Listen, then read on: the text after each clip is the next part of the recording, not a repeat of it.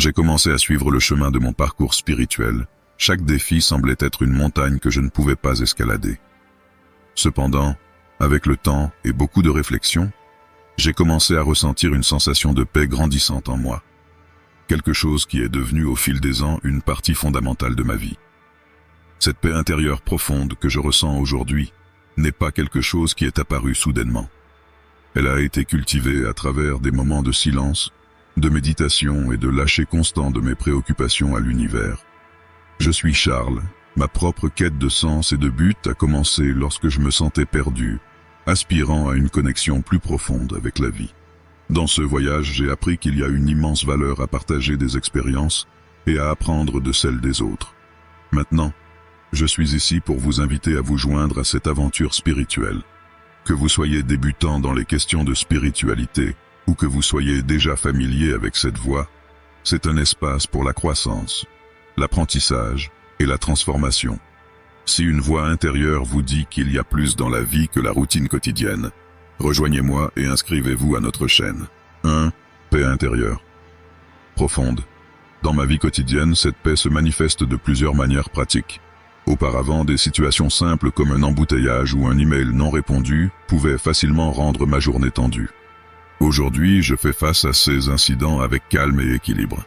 Dans la circulation, par exemple, je profite de ce temps pour écouter des podcasts qui élèvent mon esprit ou simplement pour profiter de quelques moments de silence, reconnaissant que je ne peux pas contrôler le trafic, seulement ma réaction à celui-ci. La méditation quotidienne a été cruciale pour atteindre cette sérénité. En commençant par seulement 5 minutes par jour, j'ai été capable de réduire le bruit mental qui domine souvent notre esprit. Cette pratique m'a aidé à regarder à l'intérieur et à vraiment commencer à comprendre que la plupart de nos préoccupations sont temporaires et souvent pas aussi graves qu'elles semblent. En ce qui concerne les interactions avec d'autres personnes, cette paix intérieure a complètement transformé la façon dont je réponds aux défis. Auparavant, un commentaire négatif pouvait affecter mon humeur toute la journée. Maintenant, je suis capable de traiter la critique de manière constructive, comprenant souvent que les actions des gens sont des reflets de leurs propres états internes et pas nécessairement un jugement sur moi. Ce changement n'a pas seulement apporté de l'harmonie dans ma vie, mais a également eu un impact positif sur ceux qui m'entourent. C'est comme si en cultivant la paix intérieure, j'avais créé un environnement plus calme pour ma famille et mes amis. Ils commentent souvent comment ils se sentent détendus et positifs en ma présence, quelque chose qui me rend extrêmement reconnaissant et montre que le travail spirituel personnel bénéficie également aux autres. Bien sûr, cet état n'est pas constant et doit être entretenu. Il y a des jours où les anciennes angoisses essaient de reprendre le dessus, et c'est dans ces moments-là que augmenter la durée de ma méditation ou chercher la nature pour me reconnecter à l'essentiel devient encore plus important. En fin de compte, ce que je peux partager, c'est que chaque petit pas vers la paix intérieure est un grand pas vers une vie plus pleine. Cet espace de quiétude que nous cultivons en nous est un refuge sûr des tempêtes extérieures, une base solide sur laquelle nous pouvons toujours compter. J'encourage chacun à découvrir cet endroit de sérénité. Les transformations sont profondes et durables. 2. Résilience accrue. En réfléchissant à mon parcours spirituel, je réalise que l'une des plus grandes leçons a été de développer une résilience croissante. Auparavant, j'étais facilement ébranlé par les adversités ou les défis. Cependant, au fil de mon cheminement, j'ai commencé à voir ces adversités comme des opportunités de renforcer mon esprit et de tester ma capacité à rester fort et calme face aux tempêtes de la vie. Au début, chaque problème semblait être un obstacle insurmontable. Perdre un emploi, par exemple, a été dévastateur dans ma vie. J'ai passé des semaines submergé par l'inquiétude et la peur de l'avenir. Cependant, c'est précisément ce moment difficile qui m'a poussé à approfondir ma pratique spirituelle.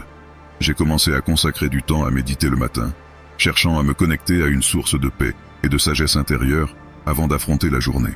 Avec le temps, cette pratique m'a non seulement apaisé, mais m'a également donné clarté et confiance pour explorer de nouvelles opportunités. Maintenant, lorsque je suis confronté à des problèmes similaires, mon approche est radicalement différente. Je reconnais immédiatement la situation comme une chance d'apprendre quelque chose de nouveau ou d'améliorer un aspect de moi-même. Même dans des circonstances difficiles, j'essaie de rester calme, sachant que chaque difficulté est temporaire et, plus important encore, que j'ai les outils internes pour y faire face. Un exemple pratique de cela s'est produit récemment. Une proposition importante que j'avais préparée pour un client a été rejetée. Autrefois, cela m'aurait frustré et rendu anxieux, doutant de mes compétences. Cette fois-ci, cependant, j'ai respiré profondément et je me suis rappelé que les rejets font partie du processus de croissance professionnelle. J'ai analysé les retours, identifié des domaines à améliorer et remercié le client pour l'opportunité d'apprendre. De cette manière, j'ai transformé une expérience potentiellement négative en un pas en avant dans mon développement. Maintenant que vous comprenez comment l'empathie et la compréhension peuvent transformer vos relations et favoriser une croissance personnelle significative, imaginez porter cette transformation à un niveau supérieur en développant votre intuition. L'intuition ne nous aide pas seulement à comprendre les autres, mais aussi à nous guider dans notre propre voyage vers la réalisation. C'est précisément ce que promet notre guide du défi de 21 jours.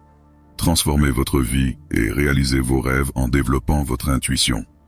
Ce guide est un chemin efficace pour ceux qui souhaitent intensifier et utiliser leur intuition comme une boussole pour les décisions quotidiennes et les grands rêves. Si vous sentez qu'il est temps de changer et de libérer un potentiel qui existe déjà en vous, c'est le moment. Ne laissez pas passer l'occasion de transformer votre vie en seulement 21 jours. Pour commencer ce voyage transformateur, cliquez sur le lien dans le premier commentaire épinglé. Découvrons ensemble le pouvoir de votre intuition. 3.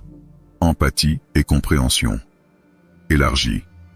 Élargir l'empathie et la compréhension a été l'une des transformations les plus significatives et enrichissantes de mon parcours spirituel.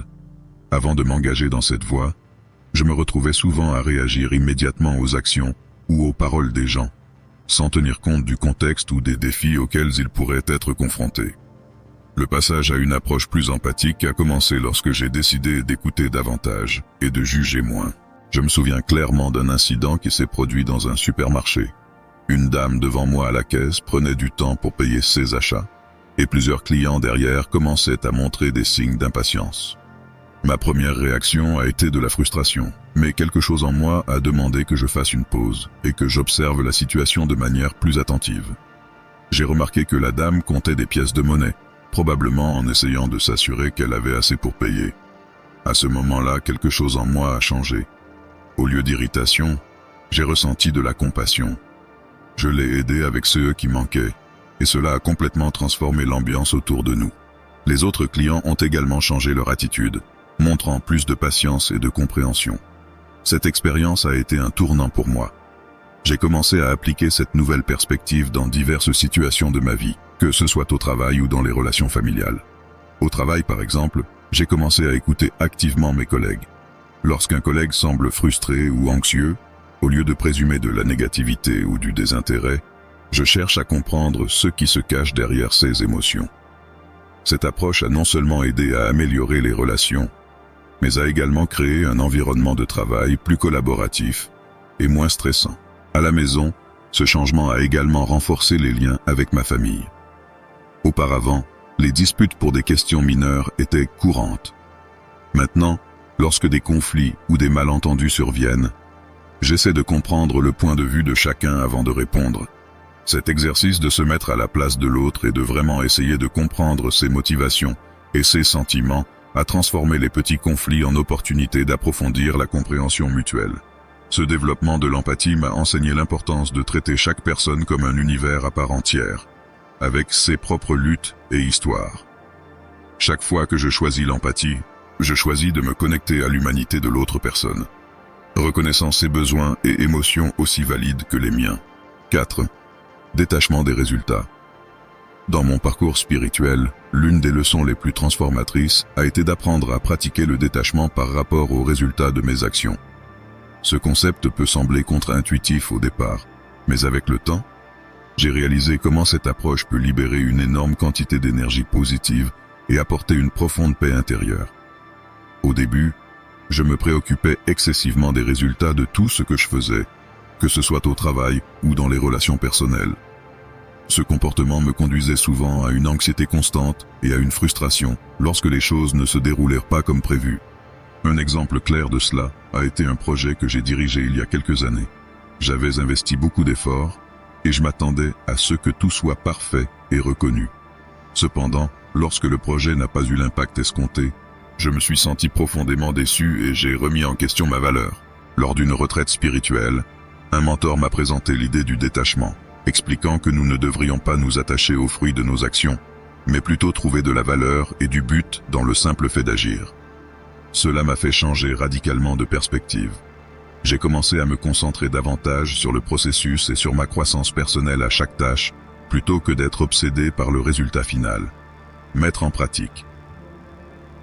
Ce changement n'a pas été facile, mais avec une pratique progressive, j'ai commencé à voir des transformations significatives.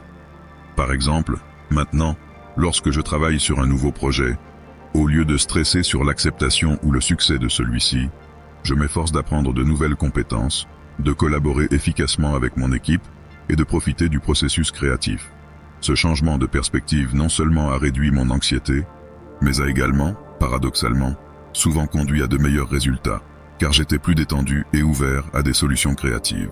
Dans ma vie personnelle, cette pratique du détachement a également eu des effets marquants. Auparavant, j'avais tendance à planifier les interactions sociales et à m'attendre à ce qu'elles suivent un certain script. Maintenant, j'essaie d'aborder ces situations avec un esprit ouvert, en appréciant le simple fait d'être avec d'autres personnes, indépendamment de ce que nous faisons ou discutons. Cela a rendu mes relations plus authentiques et moins chargées d'attentes. 5. Synchronicité et coïncidence. Significative. Ces moments où il semble que l'univers nous envoie un message clair sont de véritables cadeaux de guidance. Autrefois, je pouvais rejeter ces événements comme de simples coïncidences. Cependant, à mesure que ma connexion spirituelle s'approfondissait, j'ai commencé à percevoir ces événements comme des réponses à mes questions internes ou des confirmations des chemins que je choisissais. Je me souviens d'une occasion particulièrement marquante. J'envisageais la possibilité de changer de carrière, ce qui me causait beaucoup d'anxiété et d'incertitude. Un matin, alors que je méditais en demandant une direction, une amie que je n'avais pas vue depuis des années m'a appelé. Au cours de notre conversation, sans que je mentionne ma considération de changer de carrière, elle a partagé comment la décision de changer de carrière avait incroyablement amélioré sa vie. Cette conversation non seulement a apaisé mes inquiétudes, mais m'a aussi encouragé par cette synchronicité remarquable. Il semblait que l'univers me donnait un signal clair pour poursuivre ma décision.